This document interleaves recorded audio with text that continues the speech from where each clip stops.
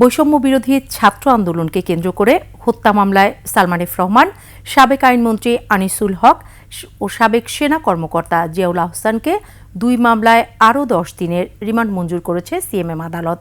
এছাড়া সাবেক সমাজকল্যাণমন্ত্রী দীপু মনিকে আরও 4 দিন ও সাবেক চিফ হুইপ আসম ফিরোজকে 7 দিনের রিমান্ড মঞ্জুর করা হয়েছে। মানিক শিকদারের রিপোর্ট।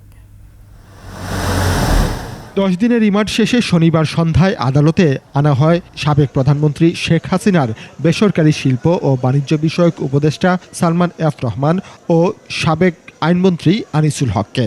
এছাড়া আদালতে হাজির করা হয় বৈষম্য বিরোধী ছাত্র আন্দোলনে হত্যা মামলার আসামি দীপু মনি, জিয়াউল আহসান ও আসম ফিরোজকে। ঢাকা মেট্রোপলিটন ম্যাজিস্ট্রেট মোহাম্মদ জসিমউদ্দিনের আদালতে হাজির হয়ে আসামিদের আরও 10 দিনের রিমান্ড আবেদন করে তদন্তকারী পুলিশ। রাষ্ট্রপক্ষ ও আসামিপক্ষের যুক্তিতর্ক শেষে আদালত রায় দেন। ভাটারা থানায় দায়ের হওয়া সোহাগ হত্যা মামলায় আসম ফিরোজের 7 দিনের রিমান্ড মঞ্জুর করে আদালত।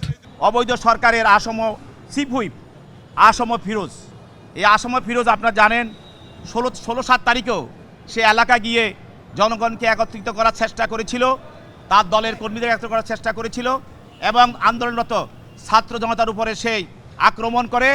তাদেরকে এই আক্রমণ করার ফলে এলাকার মানুষের রোষানলে পড়ে সে পালিয়ে ঢাকা চলে আসে। আসম ফিরোজের আইনজীবীরা জামিন চাইলেও তা নামঞ্জুর করে আদালত। আসামা ফিরোজ সাহেব গত 6 বছরে সরকারের গুরুত্বপূর্ণ কোনো দায়িত্বে ছিলেন না। সে শুধু সংসদ সদস্য ছিলেন এবং এই মামলার ঘটনার সময় সে এবারকার হাসপাতালে অসুস্থ ছিল।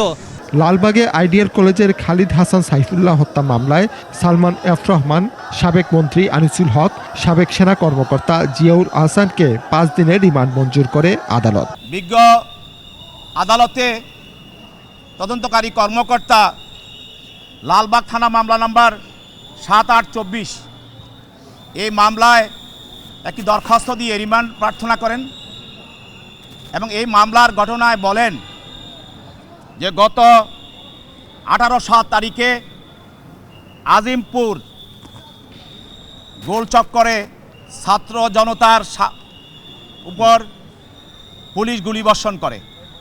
এই গুলিবর্ষণে আইডিয়াল স্কুল অ্যান্ড কলেজের 11 শ্রেণীর ছাত্র খালেদ হাসান সাইফুল্লাহ গুলিবিদ্ধ হয়ে মৃত্যুবরণ করে। বিজ্ঞ আদালত উভয়ের বক্তব্য শোনার পর আসামিদেরকে 5 দিনের রিমান্ড মঞ্জুর করেন। একই সাথে নিউ মার্কেটে দায়ের করা শিক্ষার্থী সবুজ হত্যা মামলায় আরও 5 দিনের রিমান্ড মঞ্জুর করে। 2 মামলায় তাদের মোট 10 দিনের রিমান্ড মঞ্জুর করে আদালত।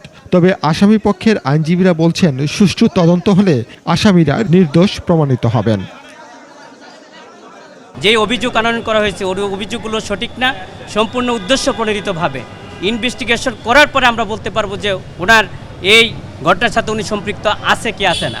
এদিকে মামলার শুনানি ঘিরে আদালত প্রাঙ্গণে নিরাপত্তা জোরদার করা হয়। মানিক শিকদার, 21 টেলিভিশন, ঢাকা।